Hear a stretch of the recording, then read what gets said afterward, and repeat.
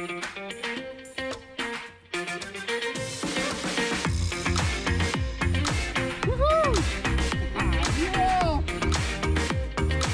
Oh, man. This is great. Woohoo! Whoa. Woo! Whoa! Happy weekend, Chase Oaks. It's awesome to be here. I want to welcome everybody watching online, Woodbridge, Sloan Creek, and my mom. She watches online too. Hey, Mom. We have been in a series called Defying Gravity, looking at the book of 1 Peter. And the premise of it is this, is that we all have different hardships and struggles, and especially when it comes to our marriage. And we're going to look at that today. And I believe that 1 Peter gives us some great insight to allow us to defy gravity a little bit, allow us to fly high, because there's so many things that weigh us down. Now, immediately when I say, hey, we're going to be talking about marriage today, we're going to be talking about relationships, for those of you that aren't in one, you're like, oh, well, what are we going to talk about? Don't worry.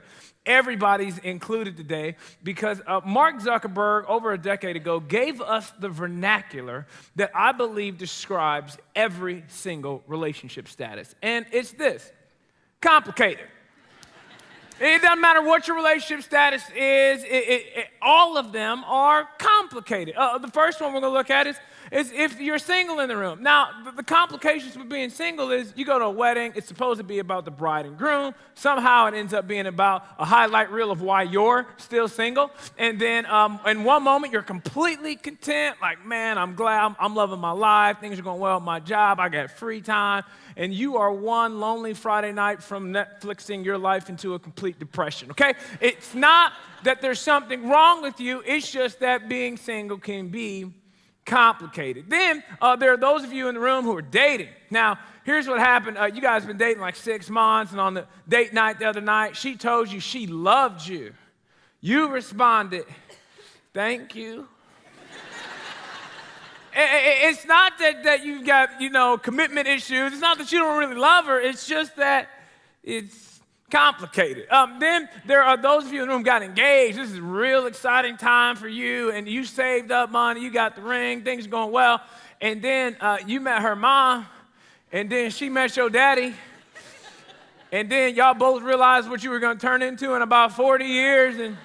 And it's not that you having second thoughts. It's just that you just... It's complicated, right? And then there are those of us in the room who are married, right? And single people, they want to be us, and we're like, hey, have you interviewed a married person lately? Are you sure? And again, it's not that marriage is bad. It's just that it can be complicated, because here's what happened. You were complicated by yourself. Then you married a complicated person and had kids. Like, what a great idea, right? Now it's just a complicated house, right? And it's not bad. It's just complicated. And then there are those of us in the room who have been through this one. And even if you haven't been through it yourself, statistics say half this room has experienced the pain and sorrow of a split home. And you've had a front row seat to complicated. I had the honor and privilege of having my parents stay together my entire life until my father passed away a couple years ago. My wife grew up in a home, though, where her parents split up when she was 8, and her dad cheated on her mother.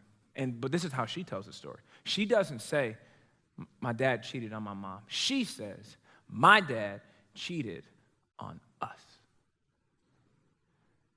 And I got a feeling that there are some people in the room who have felt that pain. They felt that sorrow, and they know complicated really, really well.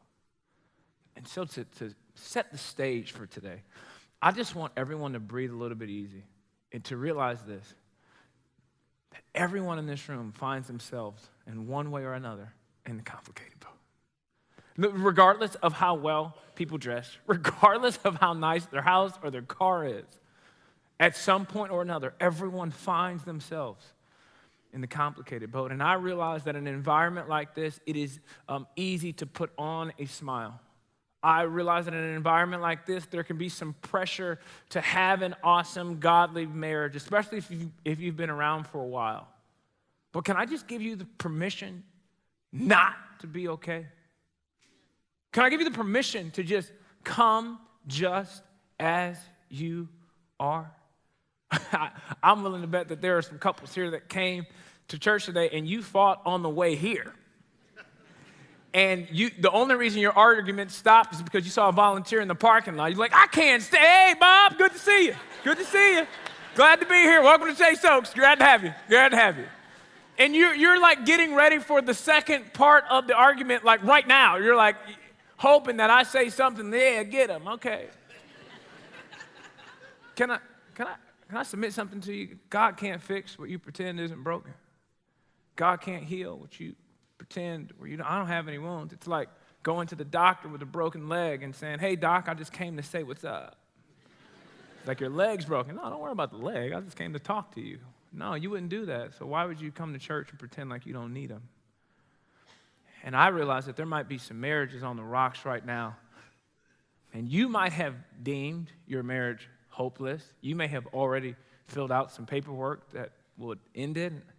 Man, I'm just kind of full of hope. I'm full of faith. I believe that there is no situation that you can't invite God into that he can't turn around. And so it does take two.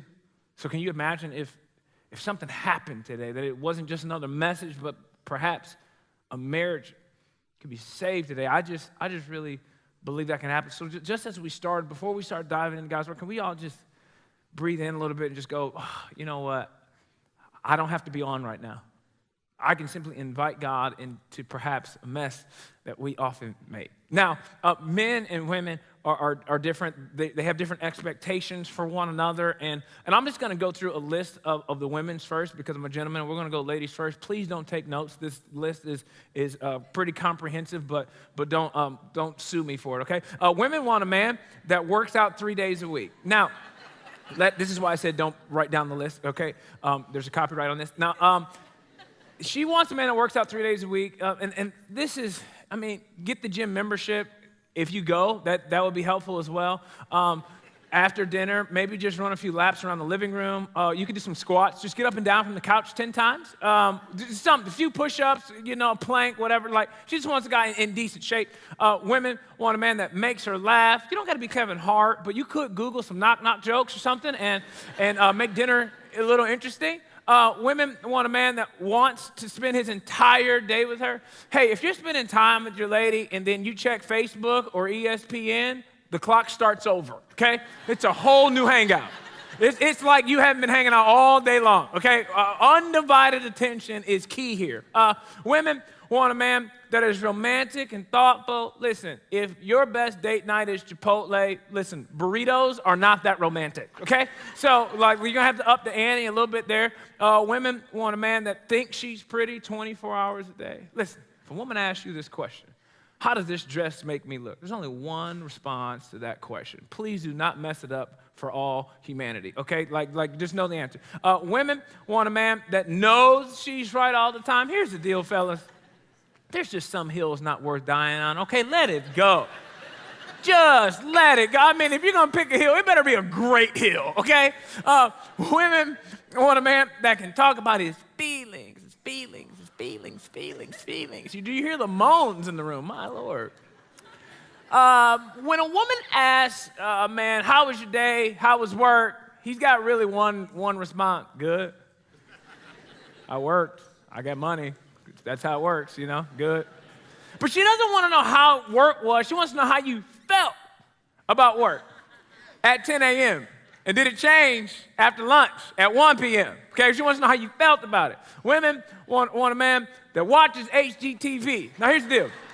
If you don't know who Chip and Joanna Gaines are, you already in trouble, okay? She wants you to sit down with her and watch them fix this kitchen. And we don't know what they're going to do. We have no idea how they're going to renovate this kitchen, but obviously they're going to get new hardwood flooring. So women want a man that appreciates sales. Now, here's the deal, fellas.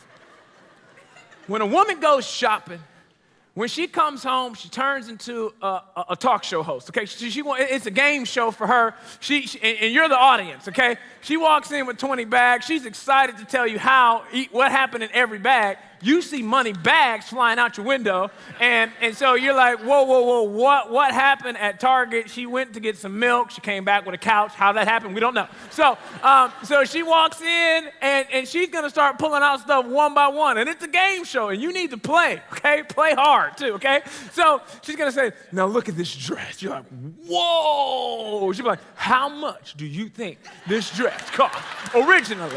You're like, man, I don't know. That dress probably like, I don't know, $700. That's good. How did you know? I'm like, I don't know. I'm a genius. Who knew? She goes, now how much do you think I got it on sale for? I'm like, I don't know. Tell me. She goes, I got it for $100. Can you believe that? I'm like, no, but that's awesome. She's like, yeah, so I got 7 of them. I'm like, whoa. How do we get back up to 700? You lost me. Women want a man that reads his Bible. If you have the YouVersion Bible app, that's great. Like, just read it, okay? That's the spiritual requirements that a woman has for a man. Now, the men, on the other hand, they got a different set of rules. They play by a different ball game, okay? He doesn't want her to work out 3 days a week.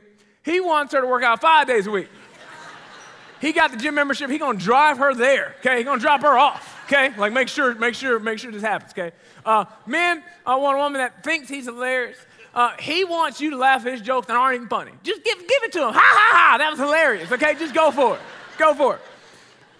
Men want a woman that wants him to have guys' night twice a week, okay? So he's going to go to B-dubs, and he's going to watch the Cowboys game with the boys. He wants to walk in the house and have you say, hey, can you do this again tomorrow night while I stay here with all 5 of our kids, okay? Men want a woman that believes he can do everything. We don't need directions when we have you. What? Don't even pull out the maps. You know where you're going. Why do we need to call a plumber when we got you, okay? Men want a woman that knows she's loved without hearing it. He's like, words of affirmation. I got to tell you every day. I told you at the altar, can't you just watch our wedding DVD and just keep hitting repeat? I said it, right? Men want a woman that encourages him to talk about himself. Hey, sweetie, could you tell me about that touchdown from high school? Did you jump over the guy or did you sidestep? Which one was it? Men want a woman that never makes him talk about his feelings. How was work? Good. Great conversation. This is awesome. Men want a woman that watches ESPN, ESPN2. He wants you to know the score, yeah. Men want a woman that appreciates savings. Hey, babe, I went to Target and I found a couch on sale. You did? And guess what I did? What? Nothing. I love you. I love you. This is awesome. We're working. And men want a woman that has a Bible. Okay, she ain't got to read it. As long as it's on the coffee table, put a highlighter next to it, make it look like you was reading it that morning. He's going to love you. This is great. Okay, those are only his spiritual requirements. It's a facetious, silly list for sure. But if we're all honest, we all have a list, don't we? We all have a list in our heads of expectations that we have for the other person to do. We all have this idea in our head that if people were to do X, if we were to fill in the blank, the world would be a better place if they would get their act together. Our marriage would be better if they. Here's what I've learned. You actually can't control they, can you? You can't control other people's actions, and you've tried and failed. But you can't control you. And this is what I've found, that often our expectations for others are often larger than the expectations we have for ourselves. Our expectations for others are often larger than the expectations we have for us. And can you imagine if we put the same type of pressure that we put on the people around us on ourselves? Because obviously there are things that could make all of our relationships better regardless of the status that you represent today. There's something that somebody else in that relationship could be doing better, and you are the person. You are the person that has something to work on, and can you imagine if you just decided to go, you know what, I'm going to put the onus on myself. And before we jump into 1 Peter, I want to just show you what Jesus said, and if you just did this one verse, I think it could change every marriage in this room. If we just did this one verse, I believe it could change every relationship you will ever have. The Bible says this in Luke chapter 6, verse 30. Give to everyone who asks you, and if anyone takes what belongs to you, do not demand it back. do to others as you would have them do to you. It says it this way in the Message version. Here's a simple rule of thumb for behavior. Ask yourself what you want people to do for you, then grab the initiative and do it for them. Here's what Jesus is saying. He's going, hey, if there's something that you're expecting from other people, if there's something that you want somebody to do for you, go first. Go first. Ultimately, we have to ask yourself this question, what do you want others to do for you? Go first. Even better question, who do you want others to be to you? Jesus would tell you, go first. I realize that there might be some people in the room, you go, man, I never saw a great dad. I never had a front row seat to what a great husband really looks like. I understand that. Be the first. Be the first example. You might say, I don't know what my mom, wife, I never got a great model of that. Okay. I'm sorry. But you have a great opportunity right now. Be the first. Be the first one in your family to do it. Go first. And as we dive into 1 Peter, there's going to be some moments in this service where you're going to go, yeah, that's right, Ryan, get her. Yeah, that's right, Ryan, get him. I'm not here to get anybody. I'm here to encourage you that if you invite a holy God to your mess, it could change everything. I'm here to encourage you with what 1 Peter has to tell us to go. Man, if we did this and decided to not be going, but to go, me first, changes everything. 1 Peter chapter 3, verse 1 and 2 say this, and he starts with the wives. He says, likewise, wives, be subject to your own husbands, so that even if some do not obey the word, they may be won without a word by the conduct of their wives, when they see your respectful and pure conduct. Now, in this time when this book was written, as it is now, women were getting saved and following Christ at a rapid level faster than men. And so what was happening is you would have a lot of homes where the woman was a Christ follower and the husband wasn't. And so there was this constant deal with women. They were struggling with, how do I get my husband on board? And honestly, you might be here today. Maybe your wife invited you. She's been inviting you for a long time. And you're going, man, all right, I'm hearing this deal. And here's what here's the advice that he gives the wives. He goes, don't try to talk him into it. Don't try and preach him into it. And it's interesting for me as a person that puts words together to win people to Christ. Peter's going, yeah, they could be won and you wouldn't have to say anything. He's going, this is not a verse to be used to manipulate somebody into doing what you want. This is a verse that is pointing us to go, hey, here's the deal. We should show the love of Christ to one another through action. It should be lived out. And Peter's encouraging these wives going, hey, can you imagine if they were won just by how you love them, just how you respected them, just by showing the purity of your life? Can you imagine that? As a person that puts together words for a living, that message is more powerful than anything I could ever say. Of him just watching you show unconditional love time and time again. And what I love about this verse is that the greatest message that can ever be preached isn't spoken but lived. So if somebody was looking into your home and they were just watching, what would be the message? What would be the sermon that would come from just how you treat one another? This is not just, oh, wives do this, but in all reality, it's going to be much easier for a wife to submit to a man that is submitted to God. It's always going to be easier for a wife to submit to a husband that is already submitted to God. Again, we're not trying to use Scripture to get each other to do something. That's manipulation. We're simply looking to Scripture and getting encouragement that says, hey, this is something that if we all just follow this and just live it out, it's not a matter of just telling your spouse or telling somebody you love that you love them. Man, when was the last time you really showed it? He goes on and says this in verse 3. It says, to the wives, do not let your adorning be external, the braiding of hair and the putting on of gold jewelry or clothing you wear, but let your adorning be the hidden person of the heart with the imperishable beauty of a gentle and quiet spirit, which in God's sight is very precious. Now, just so you understand, the women in this time were so obsessed with beauty that they were actually importing blonde wigs from Germany.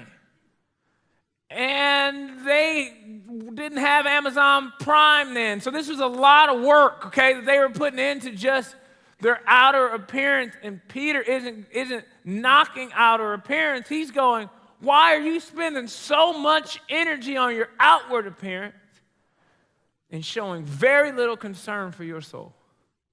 I have a lot of guy friends that some are married, some are already divorced, and we have what we call garage talks. They get in a fight with their wife, and they can't talk about their wife in the house, so they go in the garage and whisper in their car. It's kind of funny. Anyways, so they'll call me, and here's what I've never heard. From the divorce and from the marriage, I've never heard one of them say, man, she just doesn't look good. I've never seen somebody in divorce court. I've never had a lawyer friend go, yeah, man, the thing that broke them apart was looks. I mean, it just, the makeup wasn't, the outfits, but yet we will spend so much time and energy trying to make sure all that stuff looks good. When you go to meet Jesus, no one's going to stand up at your funeral and go, man, they had great outfits. They're going to talk about who. They're going to talk about what you did. They're going to talk about the actions. They're going to talk about your personality, like who you were to them. They're not going to talk about your purse. They're not going to go, man, we're going to miss our purses. Why? Because your purses are still going to be here. I mean, just, and the word that is used here is imperishable beauty. I mean, we're all getting older. We're all, in a sense, decaying on some level or another. But what we're encouraged with in this scripture is to nourish something on the inside of us that goes, you know what? I'm not going to spend a ton of time and energy on something that isn't going to add value to the relationships around me.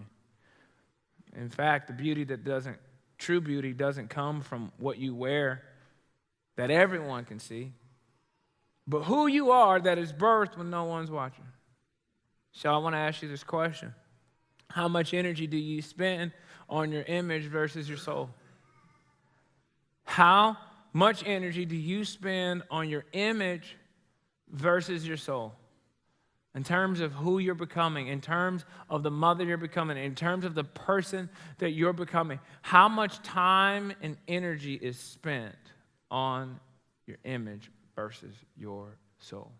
Then 1 Peter moves on to the husbands. He says, likewise, husbands, live with your wives in an understanding way, showing honor to the woman as the weaker vessel.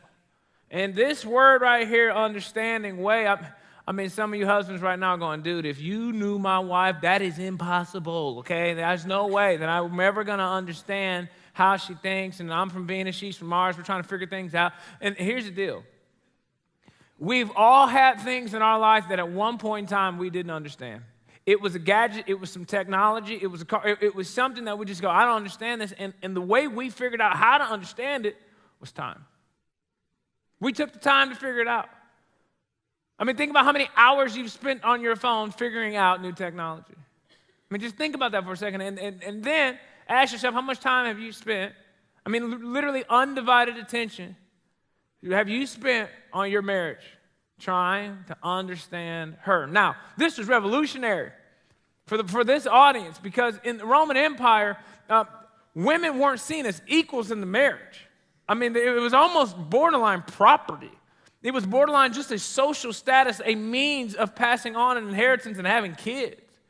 But Peter here is going, you need to understand that. Like in this time, if a woman cheated on her husband and was caught in adultery, he could kill her on the spot legally. And if a man was caught cheating, she could do nothing. She would just have to accept that is just the way of life. Peter comes on scene, he's going, hey.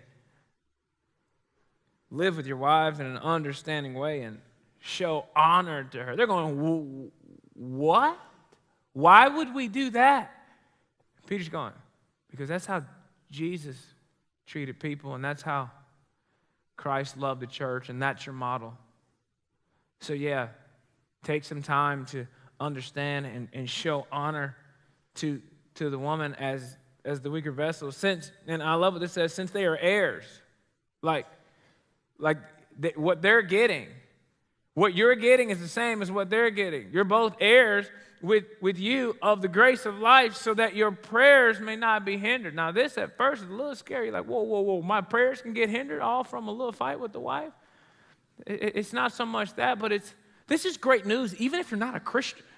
And you might not call them prayers, but you might have hopes and dreams. And you're going, man, I really want my business to thrive. Man, I really want to get that promotion at work. God, what should I do? Honor your wife. Well, no, give me a marketing tool. No, I'd rather just tell you to honor your wife. If I want you to take care of home first, and if I can see that I can trust you with what you take care of at home, I'll trust you with more outside of it too.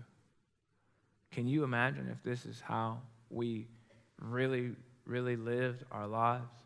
I mean, could you imagine if we as husbands decided to just go, you know what, I'm going to do my best to understand and listen and really listen and put technology to the side and turn everything off for a moment and just listen and understand. And here's the deal. I get it, fellas.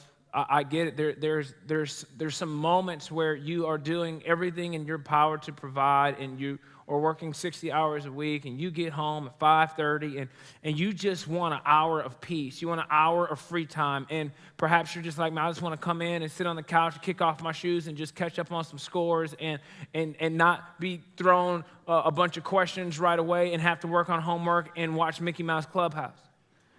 That on some level, I feel like I deserve an hour. I mean, I've been working all day. I've been working all week. I put a roof over our head. I'm providing education, the food. Can I just get a break? That'd be awesome. And here's the deal. Men have fallen for the notion that their job, their role in the marriage is to provide, and then you feel like, well, I'm doing my part. And I don't disagree with the notion that we are to provide. I just think that we have filled in the blank a little too far and fallen for the belief that we are just supposed to provide financially.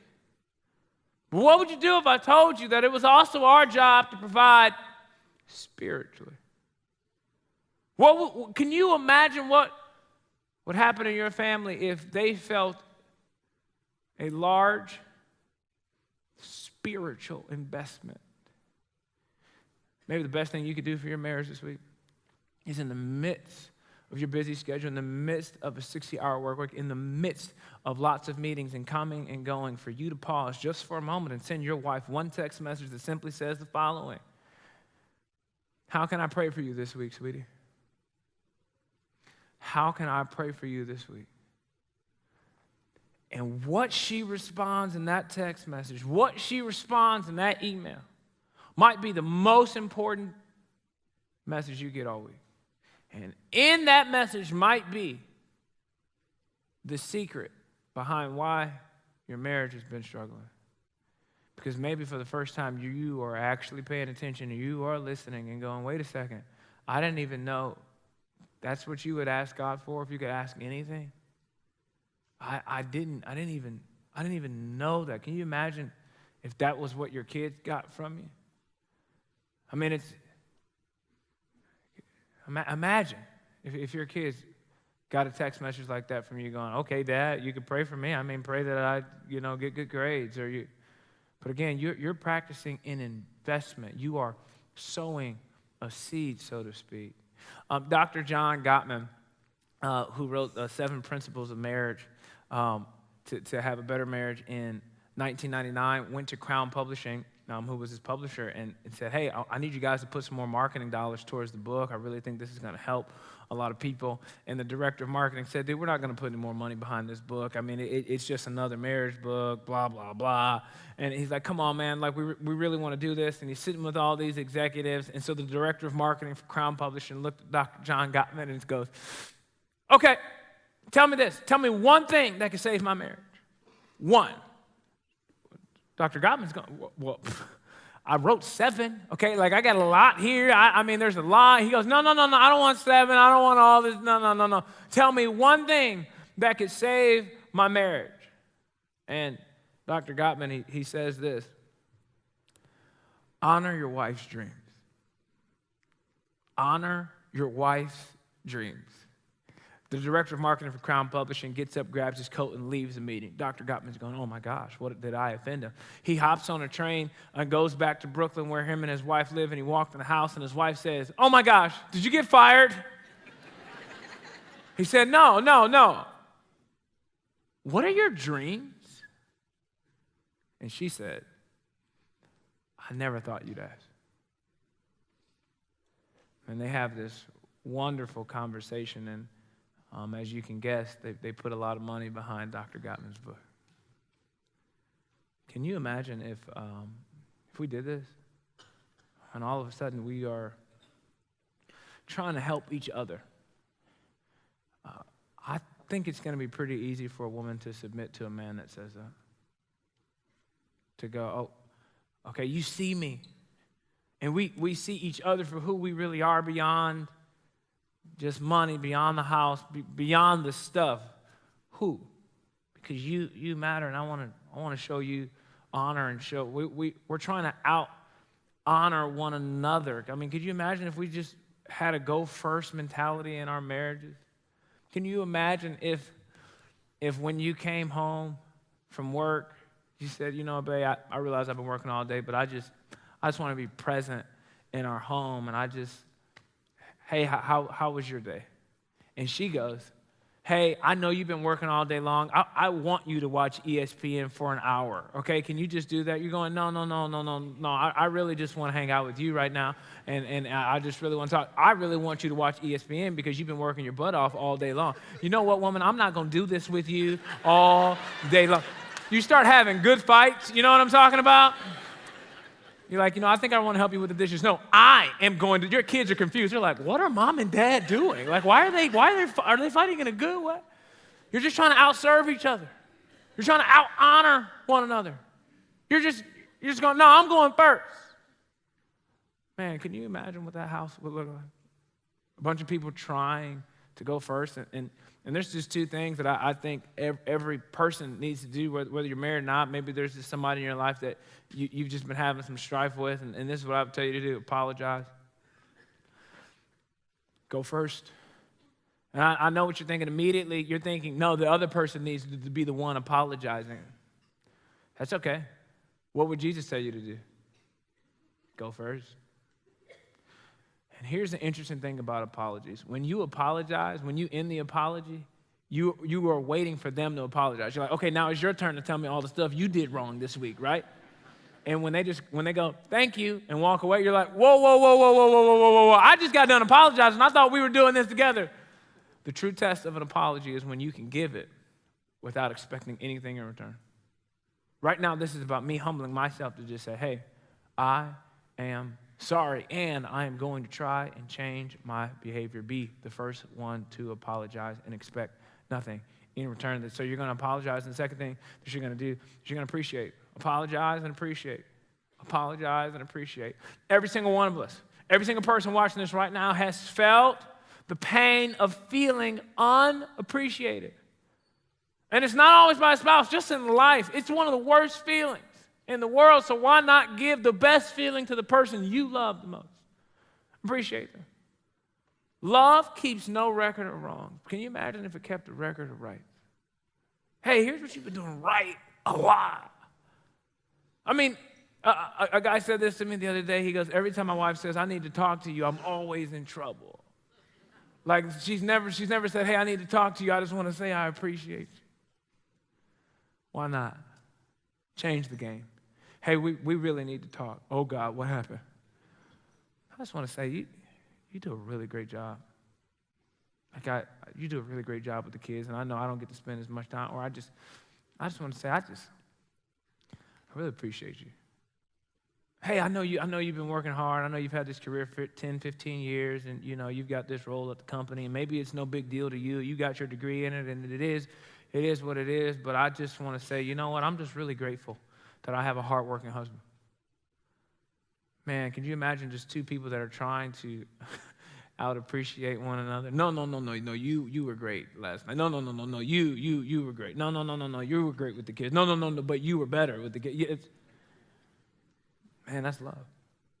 Can you imagine if that was how we really lived our lives? Last verse, Philippians 2, chapter 1, verses 1 through 4. If you've gotten anything at all out of following Christ, if his love has made any difference in your life, if being in a community of the Spirit means anything to you, if you have a heart, if you care, then do me a favor. Agree with each other. Love each other. Be deep-spirited friends. Don't push your way up to the front. Don't sweet-talk your way to the top.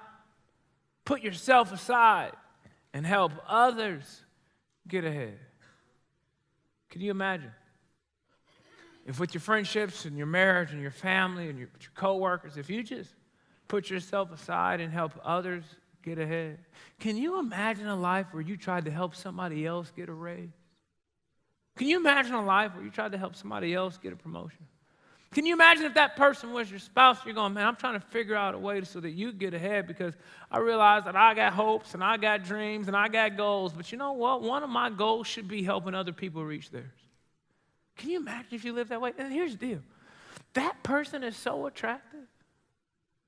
I mean, doesn't everybody want to hang out with that person? Doesn't everybody want to spend time with that person? Who wouldn't want to marry that person? Better question. Who wouldn't want to stay married to that person, regardless of your relationship status? I would encourage every single person to do this, to live their life this way, how they interact with the people around them.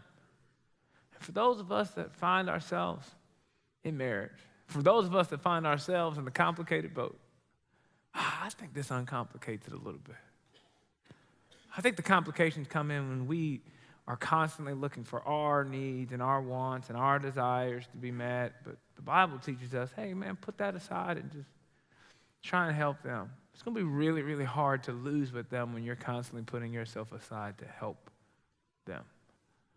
And you might be thinking that it would be great if the other person in your world did this, but I would encourage you to go first. Father, I thank you so much for each and every person in this room, each and every relationship status. Lord, specifically for marriages, I pray, Lord God, that you would be the glue that holds them together. I pray, God, that even now that there may be some couples that need to just take a moment and not rush out and really invite you in to heal some broken parts. Lord, I thank you that we can come just as we are and that you can turn things around like nobody else can. I pray, God, that we would be people, a community of faith that are committed to going first. In Jesus' name I pray. Everybody said, amen.